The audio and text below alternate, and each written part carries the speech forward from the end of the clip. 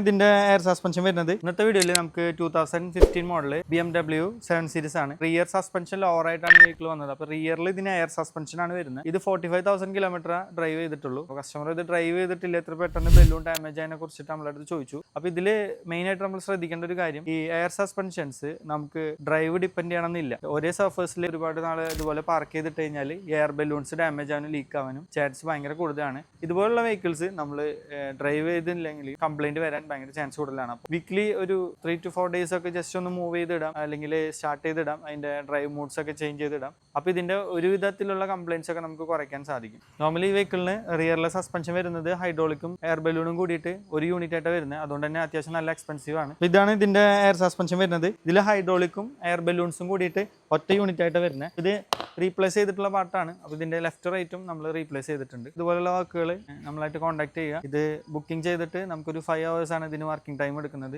5 മണിക്കൂറിനുള്ളിൽ നമുക്ക് suspension replace ചെയ്തിട്ട് അതിന്റെ കാലിബ്രേഷൻ ഒക്കെ കംപ്ലീറ്റ് ചെയ്യാം. അപ്പോൾ ഇതുപോലുള്ള പ്രീമിയം സെഗ്മെന്റ് വെഹിക്കിൾ റിലേറ്റഡ് ആയിട്ടുള്ള സർവീസുകൾക്കോ ഇതുപോലുള്ള വീഡിയോസിന് വേണ്ടിയിട്ട് നമ്മുടെ പേജ് ഫോളോ ചെയ്യും. നമ്മുടെ വർക്ക്ഷോപ്പിന്റെ ലൊക്കേഷൻ വരുന്നത് തൃശ്ശൂർ ഡിസ്ട്രിക്റ്റിൽ നാട്ടിക എന്ന് പറഞ്ഞ സ്ഥലത്താണ്. നമുക്ക് ഡോർ സ്റ്റെപ്പ് സർവീസും അവൈലബിൾ ആണ്.